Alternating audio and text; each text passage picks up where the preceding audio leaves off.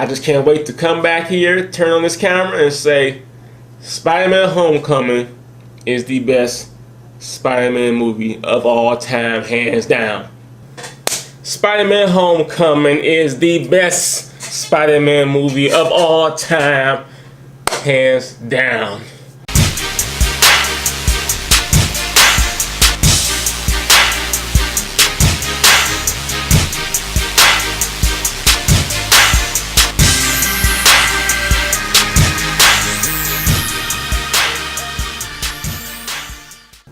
Let's go. What up, though, Roddy Rod? Big business. Now, let me say this for all the new viewers who haven't seen me on my channel before. I am not in love with any of the Spider-Man movies. I do go back and look at the Sam Raimi ones, appreciate them. I actually watched all 5 of them this last weekend. Amazing Spider-Man 1 and 2 just don't do it for me anymore. It's try to be too dark, and just the whole Andrew Garfield, Peter Parker moments are just too cringy to start and stuff. I just can't do it. But with that being said, Spider-Man Homecoming, I really like it. I can't even say if I even love it like that. I have to watch it a couple more times. So I'm going to do this just a quick review, non-spoilers. And what I'm going to say is, if I can describe, the best way to describe this movie for me is different. Now, it's a different superhero movie, and that is something, considering that we have so many superhero movies coming out now every month. To say that something is different, for me, that's a good thing. For some people, it might not be a good thing. You might not like difference. For me, I liked it. The thing is, for us superhero comic book movie goers, you know, people like me who have all the MCU and DC movies on Blu-ray and all this other stuff, who watch these movies over and over again, you kind of think you know what's going on. Like, there's certain things you could go for and look for in a superhero movie. You look for that action, a big action scene. You look for a big dramatic moment where the superhero is beaten and he comes back and stuff like that, you know. And there's other things that you look for throughout the movie, you know, figuring you know what's going on. So with this one, I'm going to say like they said in Doctor Strange, forget everything you think you know. There is no huge action scene. If you saw the trailers, then yeah, I mean, you probably know it's about as big as it's going to get. And there is a nice triumphant moment with the hero, with Spider-Man. But it doesn't result in him just becoming a badass like usually. Usually, after that moment happens, then the last action scene is the hero becoming a badass. It's like, nah, he still has much to learn, all right? So, if you take that out, take out your expectations and look at it from an entertainment standpoint, I was thoroughly entertained throughout this whole movie. Yes, like I said, the trailers, people wanted the trailers give away too much. And yeah, I mean, they give away more than they have to.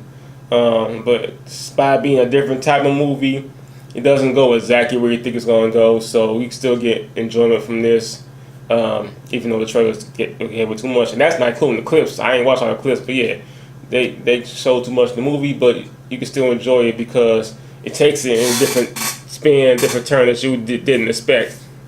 Tom Holland as Spider-Man and Peter Parker. I mean, there's more Peter Parker in here, but there's still a lot of Spider-Man. By not having the origin story, you still get a lot of Spider-Man in this. From the beginning, from him running around trying to fight crime, which I do enjoy. That's one thing about the other Spider-Man movies. There is, you know, it got to a point where I'm like, how much crime is there really in this small neighborhood? Like, every time you turned around, there was somebody getting beat up in the alley. This one is not. That's not the case. There is not always somebody getting beat up in the alley in this. So he's literally going around trying to find some crime to stop. He actually makes a couple mistakes here, which when the Stan Lee cameo comes in, and you know it's funny to look at it from that standpoint. It is literally trying to break everything that the other Spider-Man movies have been doing. And it succeeds. Tom Holland kills it all the way around. His friend, I don't know his real name, but it's Ned. in the movie. He's hilarious. Zendaya is hilarious in this. She's not in that much, but every time she's in it, I'm cracking up. And Michael Keaton. I think I became like a Michael Keaton fanboy just throughout this movie. Like, every time he's on the screen, I'm like, dude, this guy's killing it right now. Like, and you feel for his villain.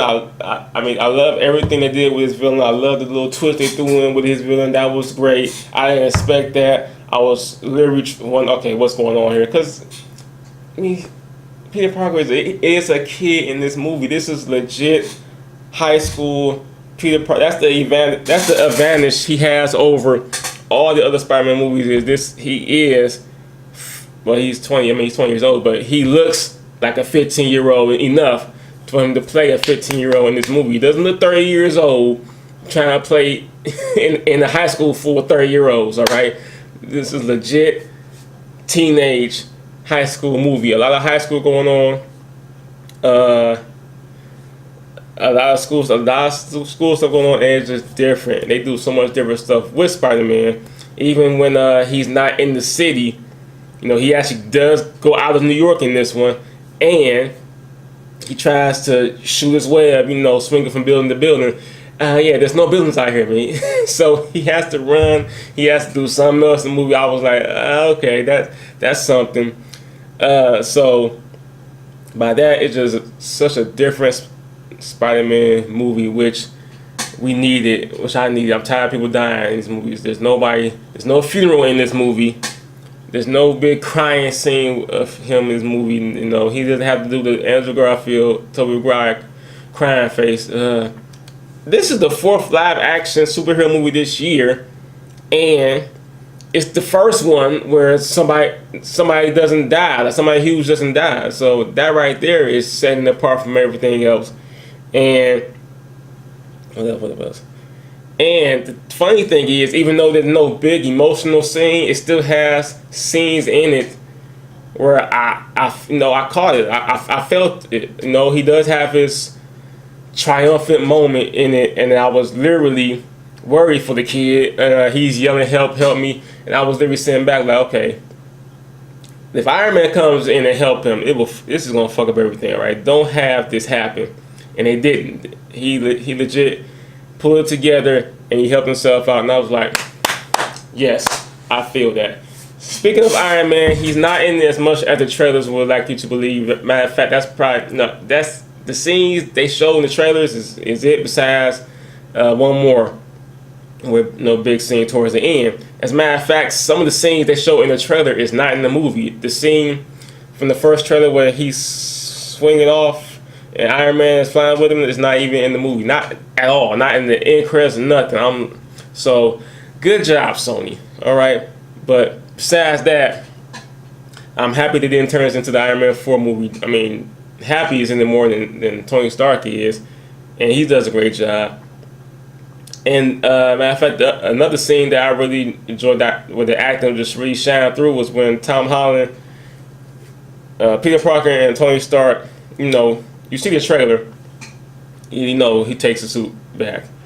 Trailers, I tell you. Then you know he takes the suit back. That, and even though I seen that in the trailer, seen the whole scene, I still felt it. Like, man, Tom Holland and Robert Downey Jr. are great actors for being able to pull off a scene that I've already seen in the trailer and still make me feel like, okay, that was genuinely, like, I really felt bad for the kid for that. All right. So they do a great job making you feel bad for Peter Parker and his mistakes throughout this whole movie. But all in all, yeah, the more I think about it, the more I'm just enjoying it. It was a funny movie. It reminded me of Deadpool, but, you know, more PG rated, of course. But I mean, they even had some Ferris Bueller, you know, scenes in there like Deadpool did. Not the fourth wall breaking, but, you know, some scene you've seen the movie. And that just made so much entertainment. Everybody was funny. Tom Holland, his friend there, Zendaya, Marissa Tomei as Aunt May. She got some funny scenes. The hot aunt, love that.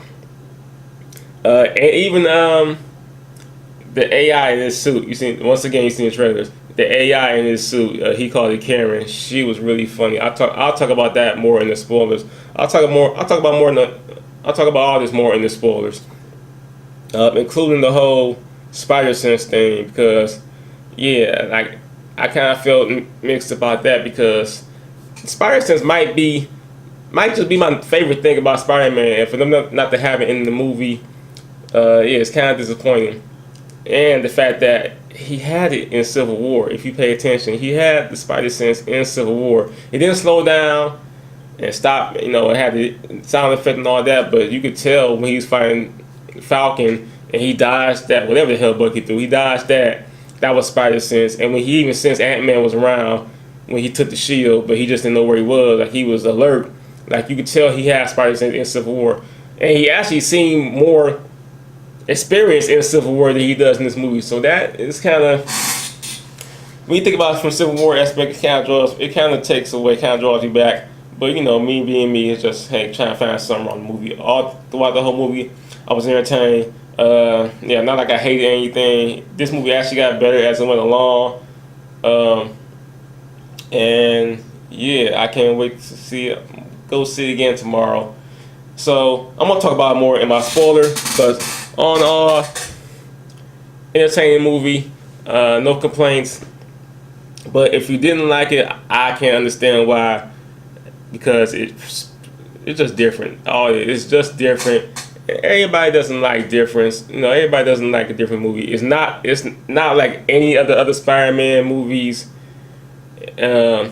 So if you love the other Spider-Man movies, then you might not like this one as much, because it doesn't do anything like those do. For me, who just like the Sam Raimi trilogy, I like this more than all those. So I give a 9.2 off of the first watch. Like I said, I'll watch it again. Can't wait to see it again. But yeah, it was lit. Yeah, it was lit. Spider-Man, man. Yes. My favorite Spider-Man movie to date. All right. Let me know in the comment section what y'all think about it. Spoiler review coming up next. Big business. I holla.